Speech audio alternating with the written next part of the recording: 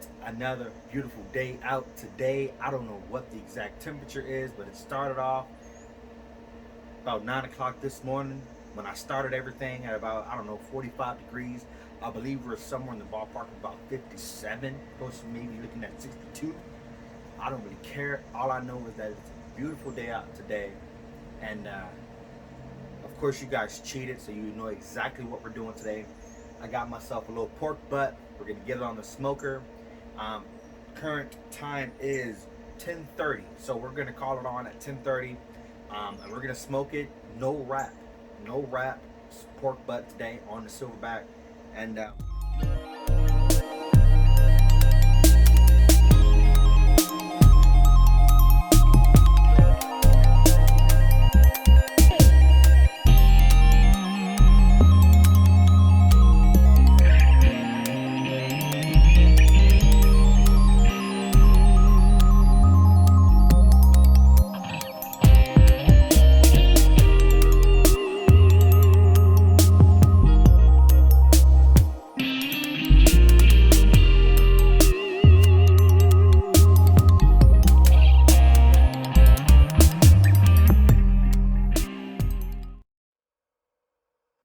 all right, good people. Like I said, today we're doing a pork butt, and I gotta tell you guys, the way that I did this pork butt, it has my mouth just watering. I mean, I've had to edit this part and re-record this part a few times just because my mouth was watering so much because I just smelled the pork butt. So let me tell you everything that I've done so far. So went to Sam's Club, picked up a 5.5, about, I think it was about 5.3 or something like that, but essentially a 5-pound pork butt, 5.5-pound pork butt. I brought it home. I did trim it up a little bit, got the pork butt out of the cryo vac, patted it down. I trimmed up some of the excess fat on the top. I didn't take off that false cap. I just left that on. I figured it's a 5.5-pound pork butt. I want to get as much meat out of it as I can. We wanted a smaller butt. We didn't want a big butt. So, like I said, so I left that false cap on there. But I did, where the blade bone meets the rest of the meat, I did not separate it, but I did open it up and I cut out all that stringy stuff that, I don't even know if there's a name for it. I'll just call it stringy stuff. I cut all that out of there. I even trimmed some of it off of the meat where there was some silver skin there too as well. And so the reason behind that was just so I don't want to eat that stringy stuff, neither does the wife and kids. So I cut that out, and it gives you another opportunity to get some more seasoning and rub down in there. So trimmed it up. I actually injected this pork butt. Now, why am I injecting the pork butt to be made here at the house? I'm just trying some things out, seeing what I like. What I did use, as you guys saw a little bit ago, I did use some zesty Italian dressing. I absolutely love the way Italian dressing imparts its flavor on certain cuts of meat, pork being one of them, and steak or tri-tip being the other. I absolutely love that taste. It's a zesty, tangy flavor profile that's imparted on it. And with this being a pork butt, I did marinate it as well, but I also injected it because I wanted some of that Italiano, Italian flavors deep inside this meat. So 2 days ago when we did all this, put it in the marinade, zip top bag, injected it, stuffed it in the bag, put it in there for 2 days, flipped it over after 1 day to make sure both sides and all surfaces got a chance to get loving from the marinade, Italian dressing. And from there, I just seasoned it with some real simple AP that I whipped up 5 minutes before I made the video. And that was just coarse salt, coarse ground pepper, granulated garlic, and paprika. So 4 ingredients, simple rub, simple pork butt. Because I really want to see how this Italian dressing is going to come out in the pork butt. So today we're using char hickory pellets on the silverback today. I did use char hickory for the rib video that I made right before this one. I mean, we all absolutely love that char hickory. It's, if you've never heard of char hickory pellets, it's, if I'm not mistaken, 20% charcoal to 80% hickory in a pellet, and it comes out just great. If you've never seen that bag, this is what it looks like. This is that char hickory, and so When we did those ribs, the ribs came out fantastic. But essentially, we're gonna let this go for as long as it wants until it gets at least up to 200 degrees or until it's proven tender. I do have the temperature probe in today. I rarely use it unless I'm doing a big cut of meat like pork butt. But yeah, we're gonna let this char hickory and the smoke tube, also in the smoker of course, work on this pork butt, and I'll bring you guys back out here when I'm ready to spritz it. I can see that 2 hours in, it's 12:30. So we put the pork butt on at 10:30. Now, gonna give it a little spritz. And what I'll be using all of today, of course I got a dedicated spritz bottle, but it's simply just it's a cocktail juice. It's a pineapple orange and apple juice blend. Before I bring you in, guys, pork butt's sitting right at about 125 degrees. I don't know if you received that just now. So in between 120 and 125 is where it's sitting at. We're still cooking at 225 here on the silverback. I did not come out here and spritz at the 1 hour mark. It was pretty moist with that Italian dressing slab or slather that I put on there to get the rub to stick. It was a little moist, so I felt like I didn't really want to come out here and mess with it at all.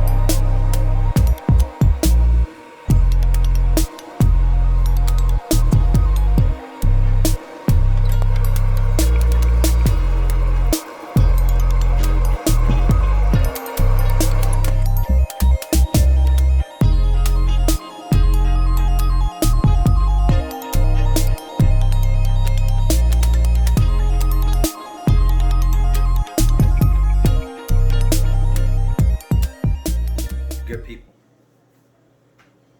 See the time? It's going on 8:30. I got up this morning about 7 o'clock because the newborn woke up. Then about 9 o'clock, started getting everything ready to start cooking. By 10:30, the butt was on the smoker. It's 8:30. That butt has reached 150. It hit 150 about 3 hours ago, and it just stalled. It hit the stall, and it has not budged. I know you guys are gonna say, "Oh, you never want to rap, but you always rap." I didn't want to rap. I fully intended on letting this thing go.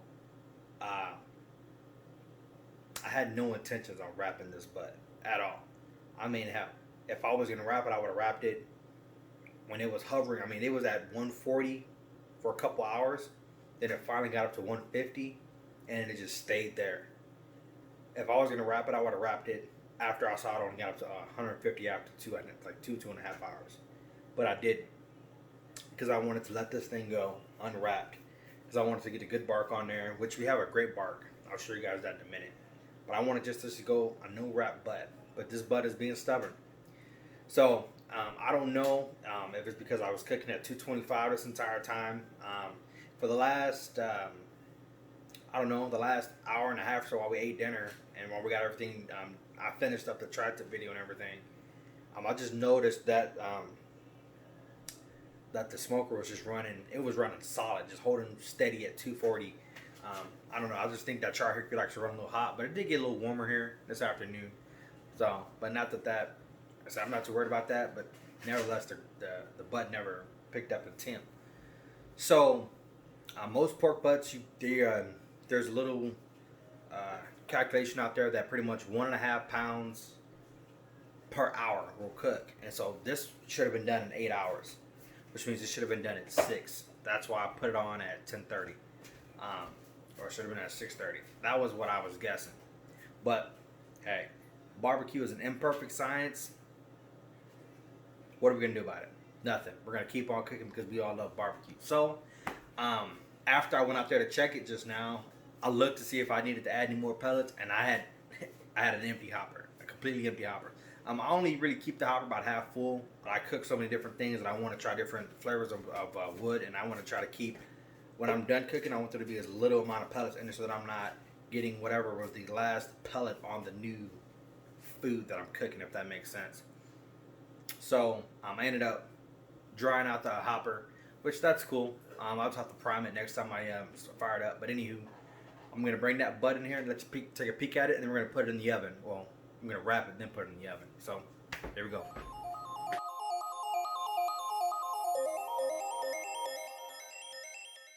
Okay, people. So just gonna give you guys a quick look at the butt. Got a nice solid bark set on the on this little butt here. It's the back side. I got it fat capped down, just because I don't want to mess with the bark that we have set here. You can see there's a temperature that it's sitting at. So it's come up a little bit. It's come up to 160, but it's not a lot of progress as far as temp in the last few hours. So gonna get it wrapped up, and I'll show you guys a finished result probably tomorrow when we pull it for sound.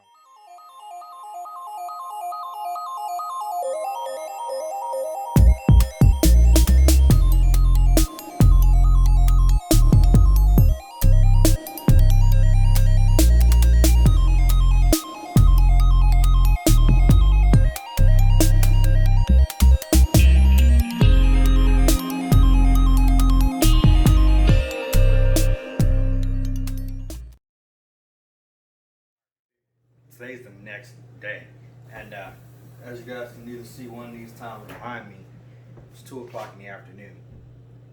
So like I said, last night took the butt off when it was about 10:30. We pretty much put it in the oven right around then, and we took it out at 2:30. So this butt cooked for 14 hours for a 5.5 pound pork butt. That's barbecue. But hey, enough chit chat. Time for the moment of truth.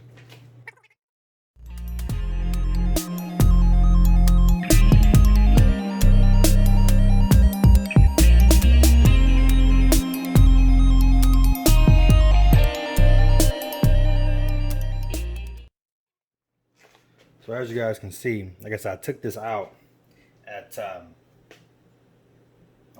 took it out of the oven at 12:30, or I'm sorry, 2:30. 2:30 in the morning. So this butt cooked for 14 hours, and I left it everything on. I put it in the towels, and I just set it back in the oven until now. And it's still look at the moisture degrees. in that. 14-hour pork butt, And look at the moisture. Look at the juice. Look at that. See some of those flakes there from the Italian dressing that I injected with. Oh man.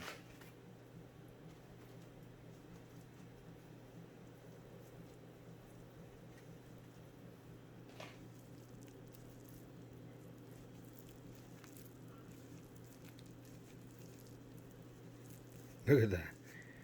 Look at that smoke ring you see up there. Really deep smoke ring. Really good smoke ring for a pellet cooker. A little smoke tube in there. Alright guys. So, as you see, I just shredded up this pork butt.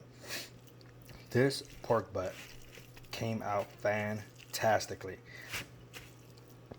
I'm not gonna lie to you and say that I haven't tasted it yet, because we all know chef treats. We get to cheat when we cook and try out everything as it comes off and whatnot. But all of the juice that was down here in the bottom of the foil got reused and helping to aid to keep the meat moist when we put it in the fridge and have it for sandwiches for the days to come.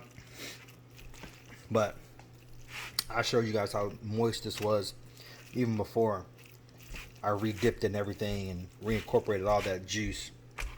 Just want you to take a look at this money muscle. You see some of the flakes from the Italian dressing in it.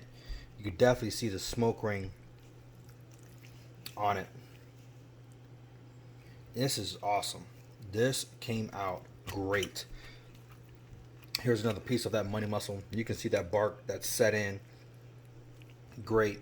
See, it's not rubbing off. See some more of those flakes from the Italian dressing in it. This is just great.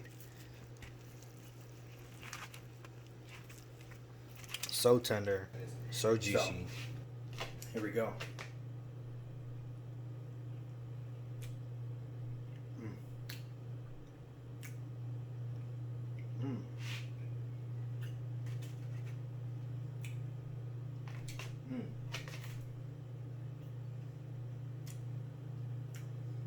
You taste the smoke. You taste the Italian dressing. You taste the rub, as simple as it was. Just simple salt, pepper, garlic, and paprika. That was it. Gave a nice coat to the outside. You get a real subtle char hickory taste on the back end that I really enjoy. I'm really coming around to this char hickory. I remember when they first came out with char hickory and everybody started using it, I was like, that's a gimmick just to get you to spend money on it. But I gotta tell you guys, char hickory is pretty freaking good. I love the taste of it. You guys can see how it smokes when it's on the cooker. You can definitely see it on the product. I love it. Oh my god. This is by far my best pork butt that I've ever made. But I'm so glad I tried this out, guys. Don't be afraid to try different stuff. Stuff that may be unconventional or weird or just different, because you never know. You might try something that people think is weird and stupid, and you might turn up and find out the next big innovation in barbecue, or anything for that matter. So I know Italian dressing is not new to the barbecue industry and the barbecue world, but it's awesome when you can apply it to different types of cooks than to just something simple like a steak, you know. So with all that being said, this butt took way longer than I anticipated it, but it still came out great. So guys, hope you enjoyed this one. It's time for lunch now. Catch you guys in the next one. Here we go. Peace. So what I did first, pop these buns in the microwave for 5-6 seconds. Take that pickle, fold it in half. Come behind that. Pulled pork. Come behind that. With a jalapeno pepper. Once you get all that on there, get your good barbecue sauce. This is one that I whipped up a couple weeks ago now. Drizzle it on over. Top it off. Now that's what I call pulled pork sandwich.